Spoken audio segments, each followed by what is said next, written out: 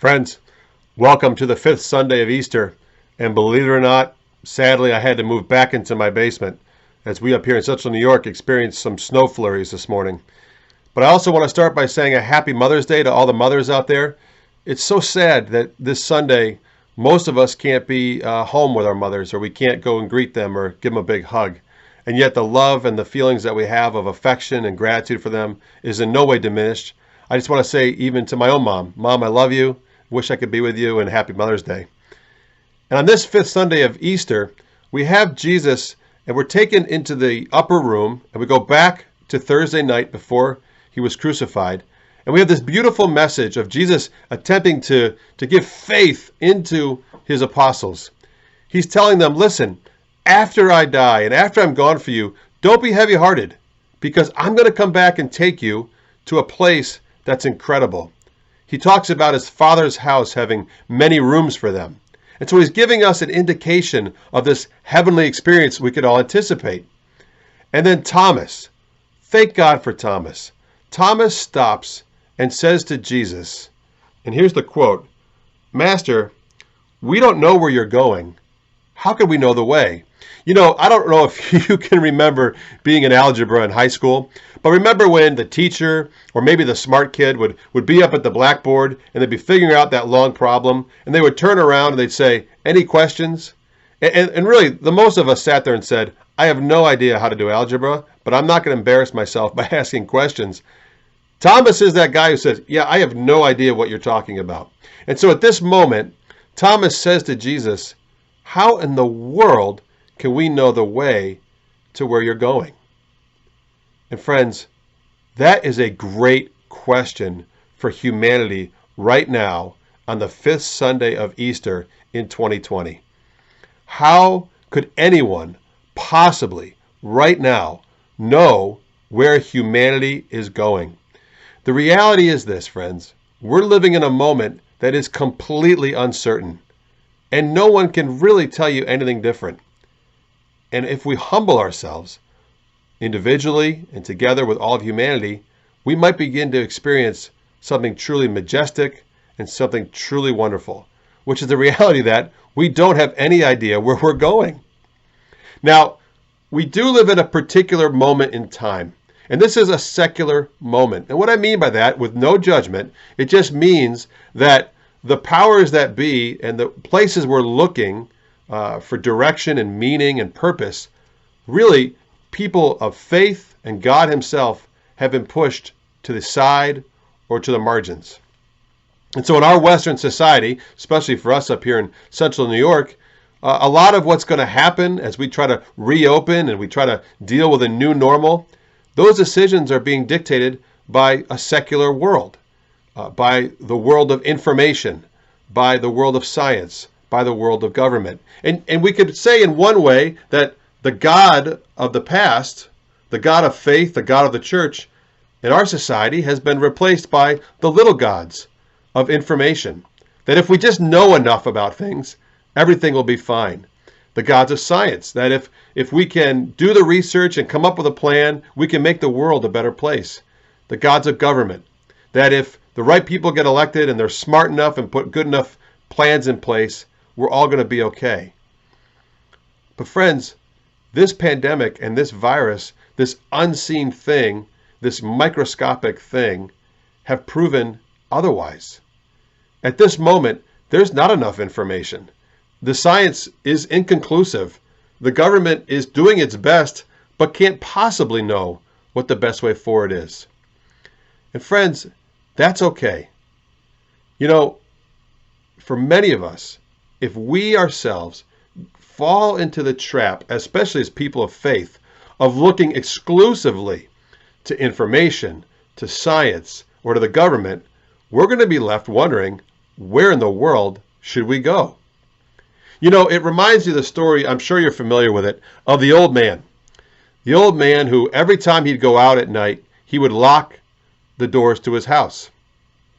One night he came back, and as he went to grab for his keys, he remembered he had lost his keys earlier that day. And so he looked around on the front porch and in the bushes and around the front of the house, and he couldn't find his keys.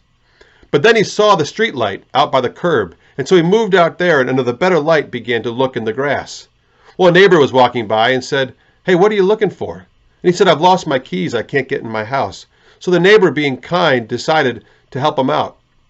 Well, after 15 minutes of looking in the tree belt, the neighbor said to the old man, "Where did you lose your keys?" The old man looked up and said, "I lost them inside, in my kitchen." And the neighbor said, "Then why in the world are you looking for them out here?" And the old man simply said, "It's because the light's better."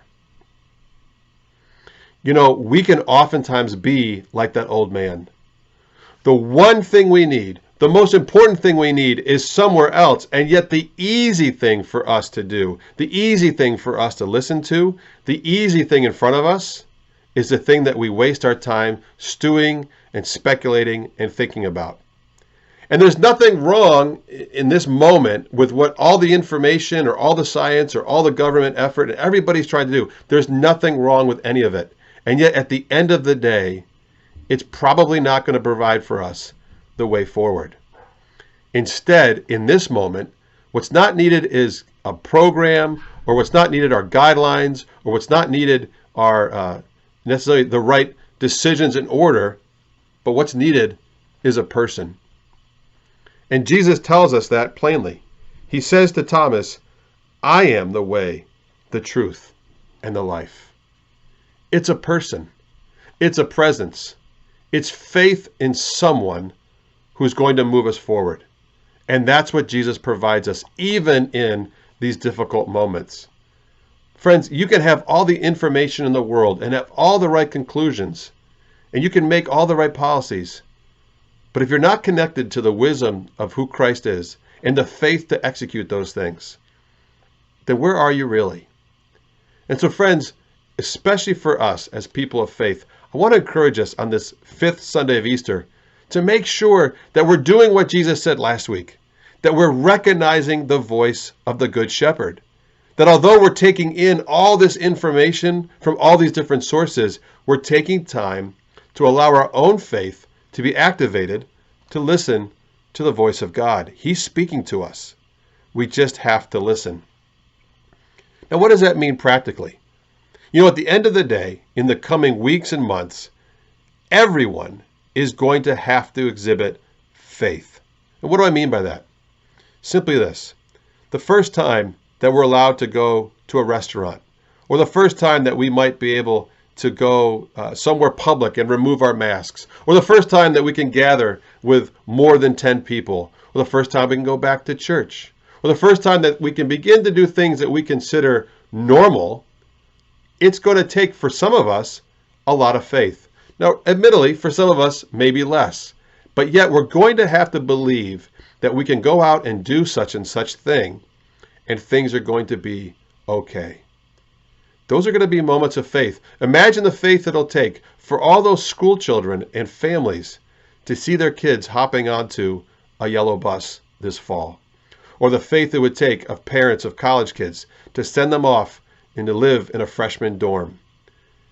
That's going to require faith. And that faith has got to come from somewhere. And that faith has got to be in someone. Jesus is that one. He is the way, the truth, and the life. I can tell you at the beginning of this pandemic, when we said to our son Tanner, who's been working every week, multiple hours, multiple shifts at the local Tops grocery store, we allowed him and encouraged him to go out and serve the public and to work diligently and to be smart because we had faith in him and we had faith in God. It didn't mean that he wouldn't ever get sick, and it didn't mean that maybe something tragic wouldn't happen to our family. And yet we believed it was the right thing to do, and he's proven that it has been.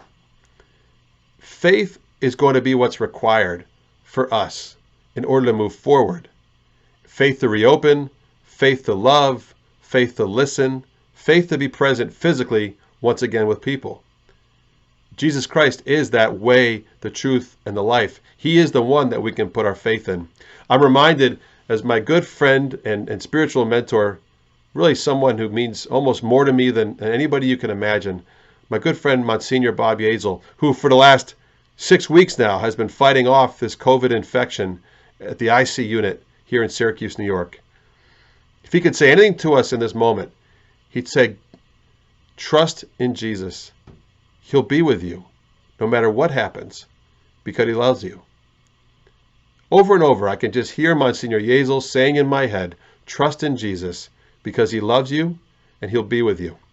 And ultimately, that's the message that Jesus shares. I am the way, the truth, and the life. The way and the truth and the life to what? To Jesus in our lives. He just wants to be with us. And regardless of what happens when schools reopen or they don't, or when businesses come back, or restaurants, etc., whatever this summer has for us, the invitation is this, that Jesus wants to be with us. He is our way.